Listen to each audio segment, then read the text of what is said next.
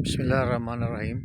السلام علیکم جی دوستو، آج کافی ٹھنڈ ہے، گہرے بادل ہیں، اوپر دھند ہے اور ہوا بھی ہلکی ہلکی چل رہی ہے۔ کل سے جب سے ہوا چلی ہے تو ٹمپریچر کافی گر گیا ہے، لو ہو گیا ہے، کل سے ٹھنڈ ہے۔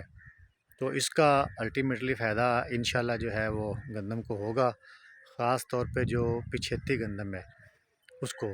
تو جن دوستوں کی پچھیتی گندم ہے وہ اس کو جلد از جلد جو ہے وہ پانی لگائیں دوسرا، اور یوریا جو ہے وہ اس کو مہیا کریں، جلد از جلد یوریا پوری کریں۔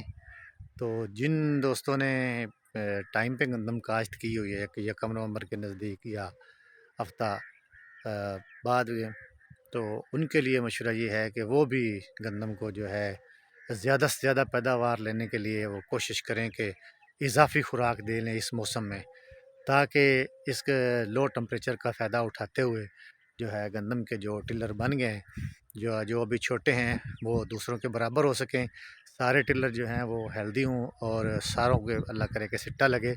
تو اس کے لیے جو ہے وہ آپ اس بات کو یقینی بنائیں کہ اگر فاسفورس کمی رہ گئی ہے تو آپ فاسفورس میں اب سرسبز نائٹروفاس کی اضافی خوراک دے سکتے ہیں۔ اس میں نائٹروفاس اور نائٹروجن دونوں ہوں گے۔ اگر یہ نائٹروفاس اور آپ نے یہ اب نہیں ڈال سکتے یا نہیں ڈالنی، فاسفورس اور نائٹروجن کی مقدار پوری کر لی ہے، تو پھر آپ جو ہے اس کو کسی اچھی کمپنی کا جو ہے وہ NPK کا ضرور سپرے کریں، 1 کر لیں، 2 کر لیں۔ تو یہ اب وقت ہے زیادہ سے زیادہ اس کو مضبوط کرنے کا جو پہلے کاشت کی ہوئی ہے۔ تو اس وقت اب اگر ہم زیادہ خوراک دے لیں گے تو اس سے جو ہے وہ کمزور جو اس کے ٹلرنگ ہوئی ہے یا اب ہو رہی ہے، وہ بھی انشاءاللہ پہلے ٹلروں کے ساتھ وہ میچ کرے گی، تو اس سے صحت مند سٹے ہوں گے ساروں میں۔ تو یہ موسم کا فائدہ اٹھائیں، دوستوں کو میرا مشورہ ہے، اور جلد از جلد جو ہے وہ کمی بیشی جو خوراک کی رہے گی اس کو پورا کریں۔